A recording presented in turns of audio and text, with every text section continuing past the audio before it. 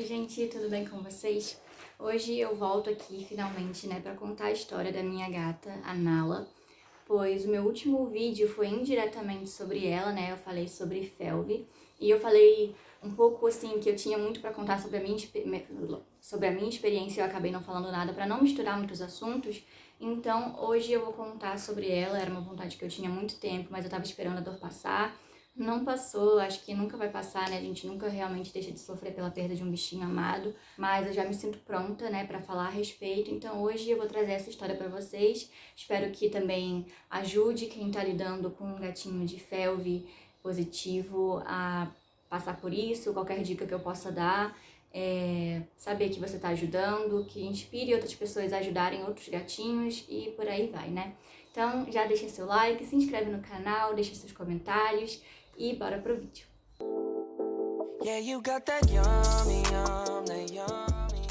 Então, em agosto eu tava andando numa rua em Areal, não moro em Areal, que eu sempre andava por aquela rua, sempre mesmo, porque tinha uma cachorrinha naquela rua que morava por lá, que não era bem tratada e tal, eu sempre ia lá pra vê-la, pra levar comida, pra fazer companhia, carinho, enfim.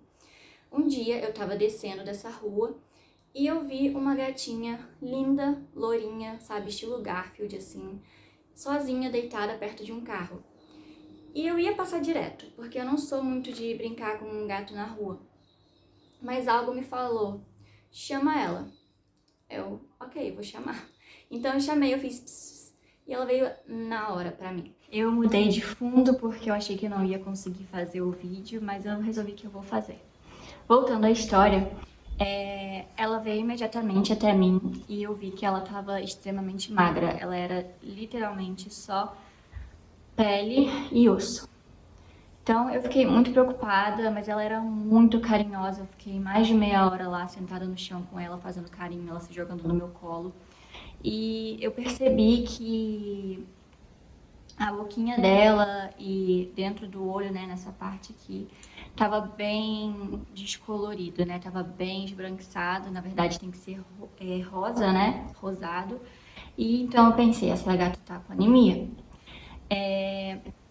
Ficando lá um tempo com ela, passou carro, passou um caminhão e ela se assustou, então ela se escondeu dentro da saída de um bueiro.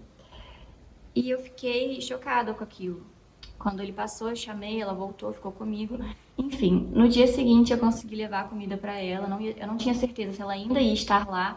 Eu pensei, será que ela tá morando nesse bueiro? Pelo amor de Deus. E realmente ela tava, porque assim que eu cheguei eu não a encontrei, mas eu fui até o bueiro, chamei ela e ela apareceu. Então eu dei bastante comida pra ela, eu levei água, mas ela parecia que nem sabia o que era. Ela tava com muita fome, ela tava com muita sede, mas assim, fazia tanto tempo que ela não bebia água que parecia que ela nem lembrava o que é.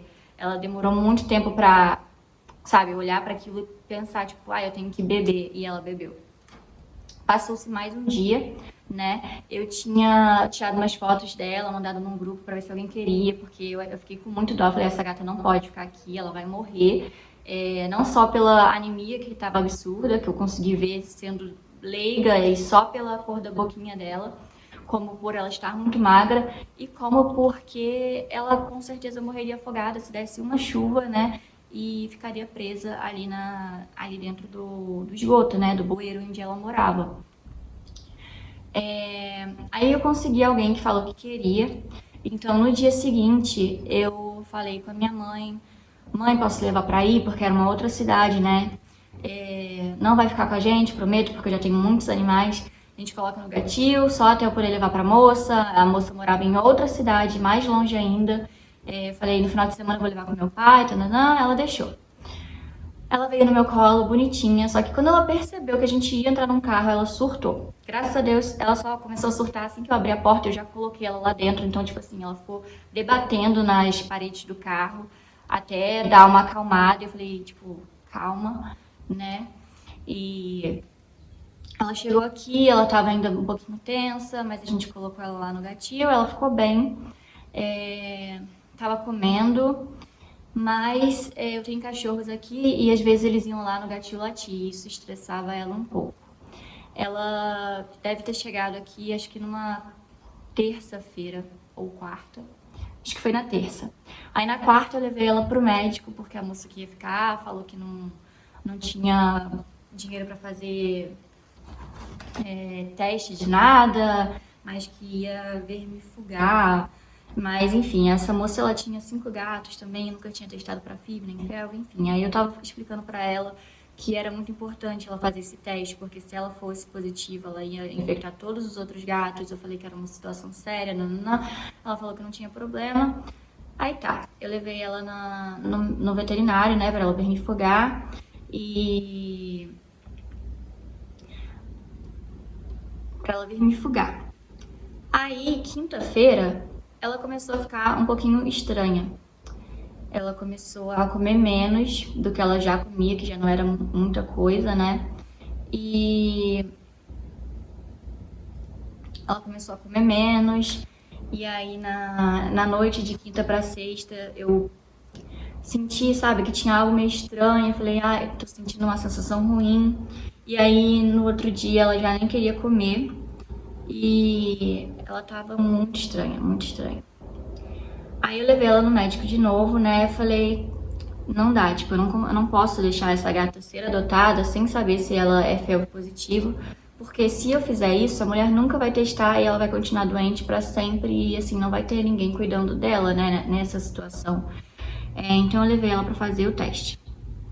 Infelizmente, né, em questão de segundos, a gente descobriu que ela era felve positivo e foi uma situação muito difícil, porque eu já imaginava que fosse isso mesmo, porque assim que o veterinário viu, ele falou que era muito provável que essa anemia fosse por causa da felve, e eu já esperava que fosse, mas você esperar e você ter a certeza, né, são coisas bem diferentes. Então, eu saí de lá um pouquinho arrasada com isso, e aí eu decidi, eu falei, olha, tipo, nem que a moça queira, eu vou dar a gata pra ela, né? Eu falei com ela que ela era felve positivo sim, ela falou, então realmente não vou poder ficar e tal. Eu falei, pois é. Mas eu já não queria nem dar ela, eu já tava muito apegada, ela era um doce de gato, eu nunca vi gata mais dócil. Assim, juro por Deus, não é, ela tava debilitada, era por isso, não. A personalidade dela era dócil. Então eu levei ela pra casa, nisso o médico ele me mandou comprar uma pastinha que era bem cara, mas assim, eu faria de tudo por ela, pra ela comer uma vez por dia, 1 grama, ou eram 2 vezes, não sei, enfim. Aí tá, eu levei ela pra casa, eu coloquei o remedinho na patinha dela, que era pra ela lamber, ela tava lambendo de boa, tava comendo ainda, apesar de ser cada vez menos, eu reparei que ela não tava mais defecando, e aí se passou, né, sábado, e na noite de sábado pra domingo eu senti que ela tava morrendo, eu falei, meu Deus, tem algo estranho, aí no dia seguinte eu fui vê-la, e ela já não tava aceitando nenhum tipo de comida que eu dava. No sábado eu comecei a dar comida de gente, pra ver se ela animava, né, com cheiro e tudo mais, ela comeu, mas no domingo ela não aceitou o remédio, nem misturado com comida, não aceitou a ração, não aceitou o molhinho, não aceitou nem a carne super gostosa que eu ofereci, ela simplesmente não queria comer. E uma coisa que eu achei muito estranha no comportamento dela era que sempre que eu chegava no gatil, ela já saía do cantinho dela e vinha pra cima de mim, né? E naquele dia ela nem levantou do cubículozinho dela. Então eu achei aquilo muito estranho. E eu achei que ela tava fria, e aí eu fiquei muito nervosa. E eu falei, não dá pra deixar ela aqui, eu vou levar ela pra ser internada. Nisso, no dia anterior, meu irmão, que estuda medicina, ele tinha feito um pouquinho de soro subcutâneo nela, mas bem pouquinho mesmo. Enfim, ela tava muito, muito, muito desidratada. Eu levei ela pra ser internada. Aí eles viram que realmente ela tinha que ficar internada, não tava comendo, não tava bebendo. Ela passou o dia inteiro, domingo, sem comer nada lá. Nem pastinha que eles davam, nem nada do tipo. Ela só ficou no soro, né? E com corticoide também. E eu levei também o remedinho que o meu veterinário já tinha dado também, pedido pra eu dar, né? Que era Eritroz Cat, acho que é esse o nome. E, enfim, no dia seguinte, assim, nesse dia, na verdade, eu nem consegui dormir quase, porque eu só ficava pensando que assim que eu acordasse, iam me ligar pra falar que ela tinha falecido. Ela tava tão, mas tão debilitada que eu tinha certeza que ela não ia passar daquela noite. E como ela me surpreende. Graças a Deus eu tava errada, né, sobre ela falecer. Ela não faleceu. E aí eu fui visitar ela no dia seguinte e ela nem parecia a mesma gata. Ela tava outra. Não é que ela tava, nossa, ótima, pronta para ir embora dali. Não, ela ficou lá uma semana ou quase isso. Mas ela já levantava um pouquinho e ela comeu, tipo, um potinho inteiro de pastinha de gato quando eu estava lá, né, colocando na mão pra ela. Eles até falaram que ela já tinha comido um pouquinho, mas comigo ela comeu tudo, tá? Sabe? Eu colocava a mão, pegava um pouquinho com o dedo, ela lambia, comeu tudo. Ainda quis mais. Ela tava ótima. Aquilo, assim, me deu uma restaurada, sabe? Incrível. Enfim, pediram, né, pra permitir fazer exame de sangue, fazer uma tomografia também, se não me engano. E na tomografia apareceu que ela tinha um pouquinhozinho de líquido no pulmão.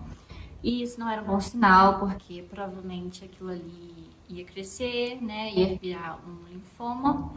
E não era líquido suficiente para querer drenar, sabe? E aquilo ia fazer ela passar por muito estresse à toa.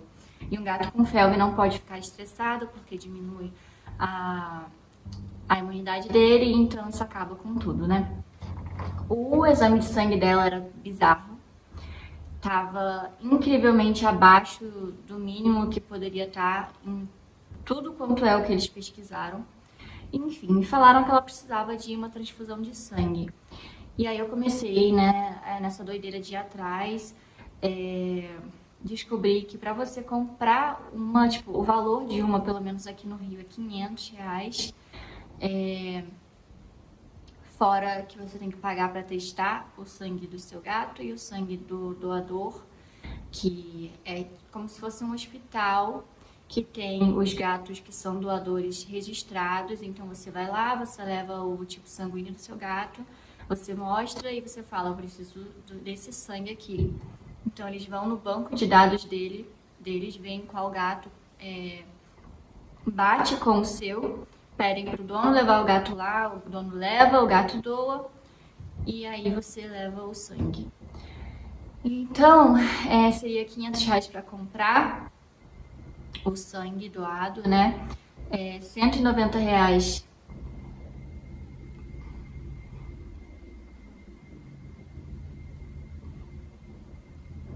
190, não, se não me engano, para eles testarem, né? Para ver qual gato era para ver qual gato era 100% igual ao meu. Fora gasolina e passagem para chegar no Rio. Ou eu poderia encontrar um gato que fosse doar aqui em Petrópolis mesmo, mas aí eu teria que fazer esse teste para o meu gato, para o gato dessa pessoa, para ver se ele não tinha nenhuma doença, se não tinha pulga, para ver se o sangue era compatível também ou não. E nisso eu ia gastar bastante dinheiro também. Então todas as duas opções que eu tinha, eu ia gastar pelo menos R$ 800. E assim, eles me falaram de uma maneira que parecia que aquilo ia salvar a vida dela. Tipo assim, o que ela precisa agora é de uma transfusão de sangue. Sem isso não dá pra continuar, não sei o quê.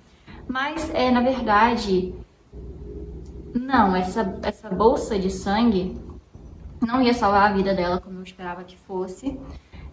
Depois o dono do lugar conversou comigo, falou que não sabia o que tinham dito e tudo mais, mas que na situação dela, né, que ele pegou o caso e viu tudo, aquilo ali não ia adiantar, que ela ia acabar precisando de uma doação, né, por semana, porque, como eu já falei no outro vídeo, a medula dela já não produzia célula nenhuma, então não ia adiantar tentar estimular com o sangue do doador, né. Então ela ia dar um up por uma semana, por estar com o sangue ali saudável, e depois ela ia precisar de novo, porque as células têm um tempo de vida. E ela ia ficar precisando de transfusão atrás de transfusão, e isso ia ser jogar muito dinheiro fora. Não nunca que fosse dizer que a cura dela não seria seria jogar dinheiro fora. Óbvio que não.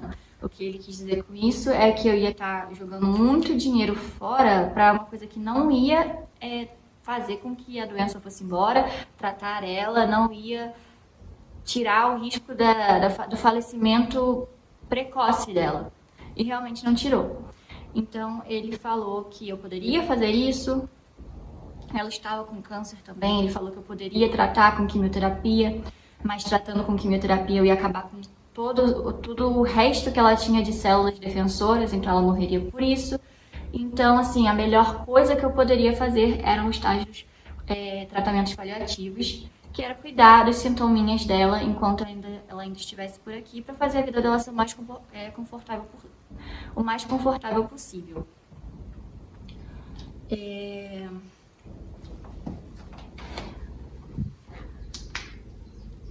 Então, quando eu descobri que realmente a doação, né, do sangue não iria ser o suficiente para ela, e assim, se fosse dizer que seria, não importa quanto dinheiro fosse gastar com isso, eu faria, mas isso não ajudaria, e na verdade eu poderia acabar prejudicando ela ao longo do tempo, porque quanto mais transfusão você faz, mais chance do seu corpo recusar. Então seria questão de tempo, talvez eu estaria acelerando um pouco o relógio dela. Então eu decidi que eu ia fazer os cuidados paliativos. Isso era colocar ela no soro uma vez por dia, pelo menos, ou um dia sim, um dia não, e dar corticoide todo dia, porque foi com o corticoide que ela deu um up, né? E ela tomava... Ela tinha uma pastinha para gatos que precisavam uma pastinha chamada AD, específica para a situação dela. E ela tinha aquele outro remédio, o Eritróis, que era 3 vezes por dia. Eu dava tudo isso, dava a comidinha dela, dava aguinha. E para não estressar ela, tendo que levar ela um dia sim, um dia não, ou todo dia, né, para tomar o soro, me ensinaram, né, a dar o soro de forma subcutânea, para eu fazer isso em casa.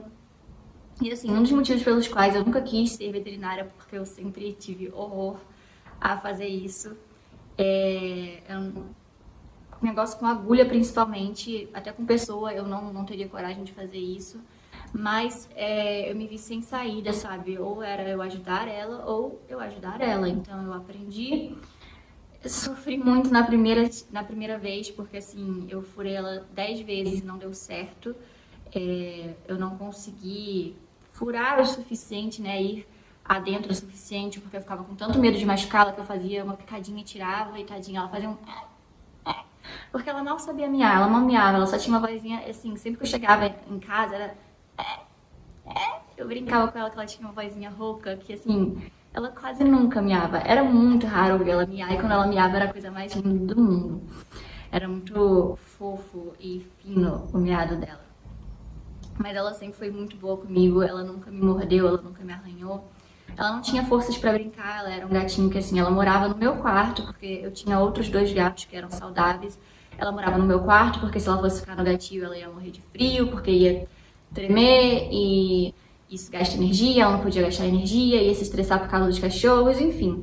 Ela precisava era estar comigo e eu queria muito estar com ela, sabe? Não adiantaria nem eu querer, tipo, doar pra alguém que já tivesse um gato felve. Não, ela era minha e eu ia cuidar dela até o último momento.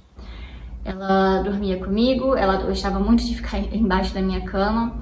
Às vezes eu levava ela pra tomar sol, ela gostava, mas aquilo cansava muito rápido ela ficava igual um cachorrinho com a língua pra fora, né? Ofegante. Mas ela gostava um pouquinho, então eu deixava ela ficar no sol, porque é importante, né, também. E, enfim, depois dessa primeira vez desastrosa, eu pedi ajuda pra minha mãe, que é médica, mas ela não tem também coração pra fazer isso com os animais. Ela chorou antes de conseguir tentar, porque a gatinha não merecia isso, ia sofrer muito e tal. Aí, enfim, eu meio que fui obrigada a conseguir fazer sozinha, né? E eu consegui, eu comecei a ficar profissional nisso, porque eu tinha que fazer todo dia. E ela não reclamava nunca, nunca. Ela ficava quietinha. Era maravilhosa, eu nunca vi gata tão boa. Todo mundo que conheceu ela falava isso, eu nunca vi um gato tão quieto, tão boazinha. Mano, ela teve que tirar sangue da jugular dela e ela ficou quieta, sabe? Esses gatos costumam ser tão loucos e, porra, é uma coisa muito desconfortável, principalmente da jugular. E ela nunca reclamou de nada, ela era um anjo na terra. Inclusive, eu tenho essa tatuagem aqui por causa dela, não sei se vai dar pra ver porque ela é bem clarinha. É uma foto que eu tirei dela e eu pedi pra tatuarem em mim, realmente na cor dela, apesar de não dar pra ver quase nada, porque eu queria assim mesmo. Enfim, então ele falou pra mim que ela iria durar mais ou menos uns 3 meses, no máximo, por aí, mas que não dava pra saber. E foi exatamente o que ela durou a partir daquela conversa. Ela durou 3 meses comigo. Muitas vezes me sentia triste, sabe, por ela ter essa vidinha que era limitada a um quarto, mas eu tentava me lembrar de que ela estava tendo uma vida cheia de amor e que eu não sabia se ela já teve isso na vida, se ela foi abandonada, se ela já nasceu na rua. Mas ela era muito grata, muito carinhosa e eu nunca deixava de ficar surpresa, surpreendida, sabe, com a delicadeza dela e com a paciência e como ela lidava com os procedimentos médicos que ela tinha que passar, sabe? A única coisa que a gente se irritava um pouco era quando tinha que dar um remédio e ela não queria lamber, então ela esfregava o remédio inteiro na minha cama. Ela tinha uma cobertinha rosa que ela amava, que eu comprei no dia que ela teve alta, né? Uma semana depois do hospital. E, enfim, ela passou um tempo curto comigo, mas a marca que ela deixou no meu coração foi enorme.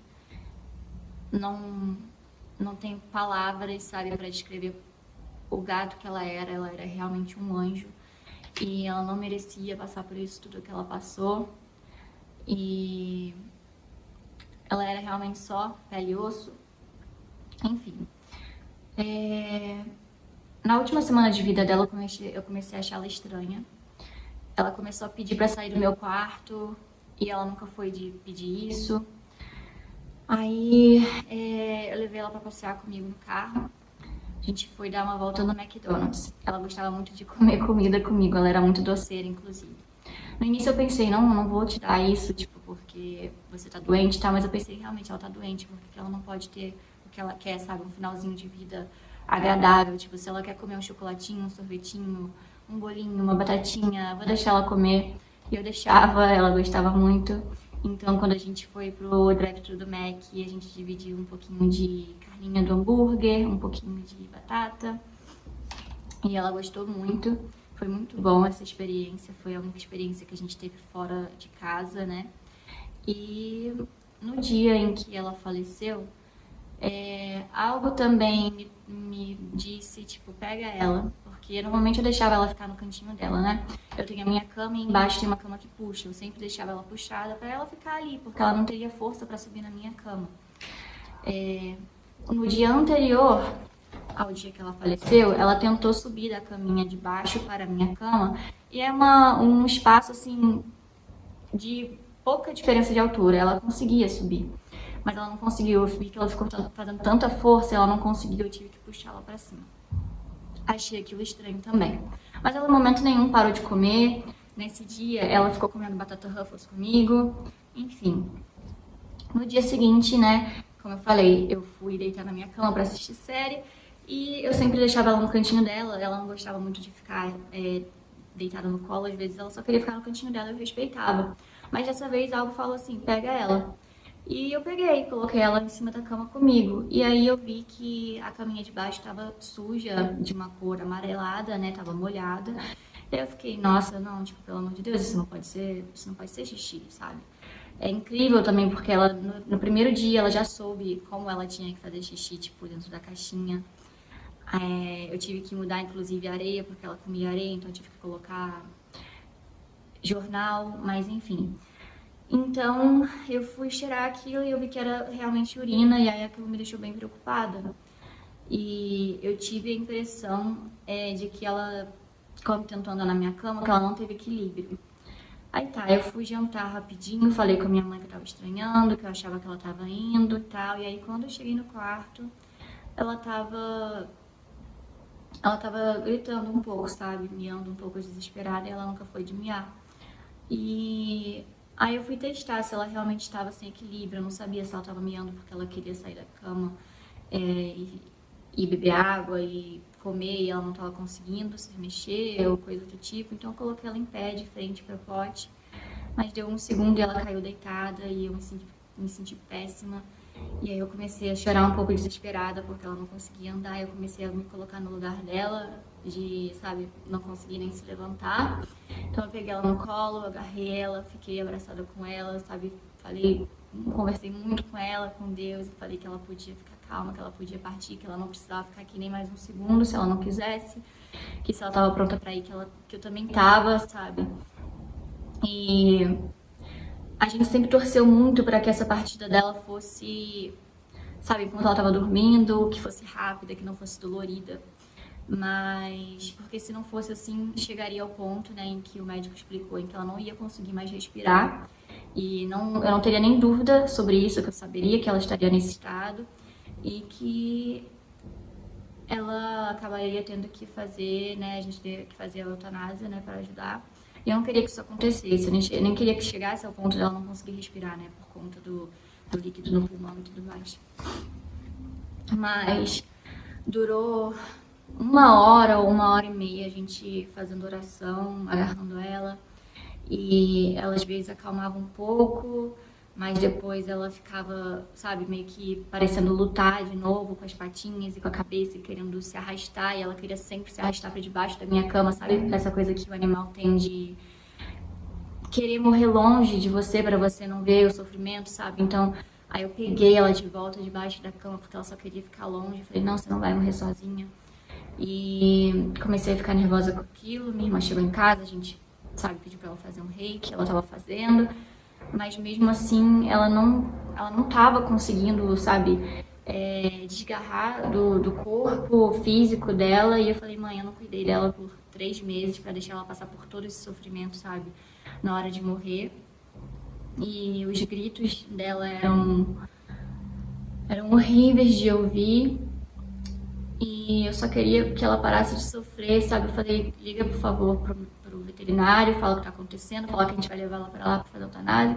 Então ela falou, tá, mas tipo assim, sabe que eles têm que examinar, né, antes pra ver se é isso mesmo. Eu falei, sim, eu sei, mas eles vão ver que é esse o caso. Então a gente pegou, levou ela, acabou demorando um pouco pra eles atenderem a gente.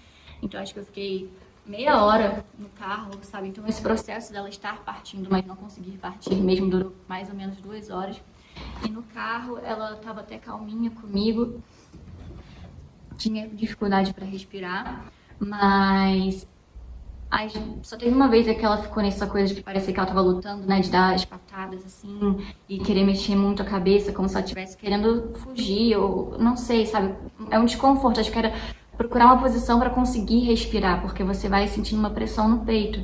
E eu tava tentando ajudar ela, e aí acaba que nesse momento em que eles estão assim, né, tão nervosos e partindo, às vezes eles acabam agredindo, ela acabou me mordendo. E assim, eu queria muito que eu tivesse ficado com uma cicatriz, mas eu curo muito bem. Ela me mordeu aqui, mas foi tão fundo que assim, escorreu sangue até aqui, escorreu muito sangue. Mas eu falei com ela, falei, tá tudo bem, não precisa se culpar por isso, tá tudo bem. Só quero que você fique bem. Aí ela parou um pouco. Aí chamaram a gente, né, finalmente, e falaram, ela não tem mais pulso, figuradamente falando, né, porque ela tinha, óbvio, ela não estava morta, mas aqui estava tão fraco que realmente, assim, não tinha mais o que ser feito. E falaram, a gente pode deixar se você quiser, tipo, ela tomando soro, mas ela não tem mais pulso, não sabe, não tem nada pra ser feito, se quiser, ela espera, né, morrer assim. Eu falei, não, tipo, se fosse pra morrer assim, tava em casa comigo, eu não quero ela sofrer, não tem por que fazer ela ficar passando por isso, vamos fazer eutanásia. Então, eles perderam a veia dela umas 3 vezes, sabe, de tão fraca que já tava. E deitaram ela de frente pra mim. O rostinho dela tava aqui de frente pra mim, eu abaixei, fiquei na altura dela e fiquei encarando ela encarando a mim, sabe? A gente ficou se olhando assim, compartilhando o amor que a gente tinha uma pela outra, pelo olhar, até que ela parou de respirar por conta do remédio.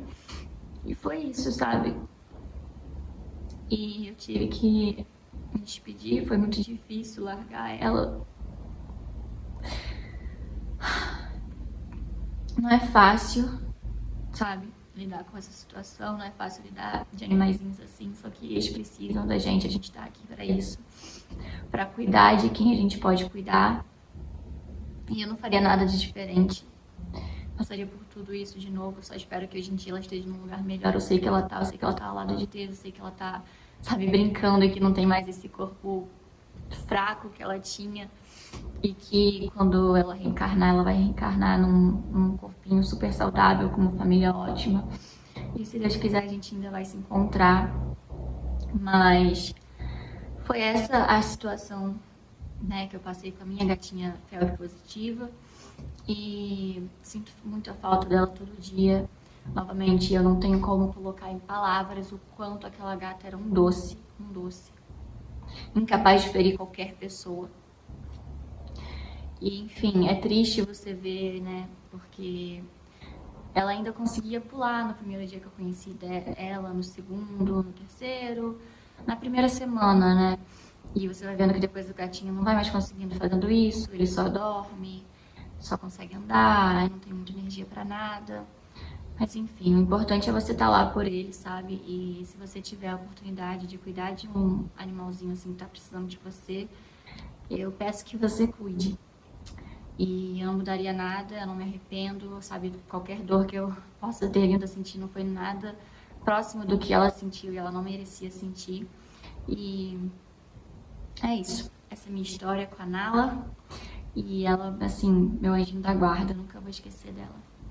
Então, até o próximo vídeo, gente. Beijo.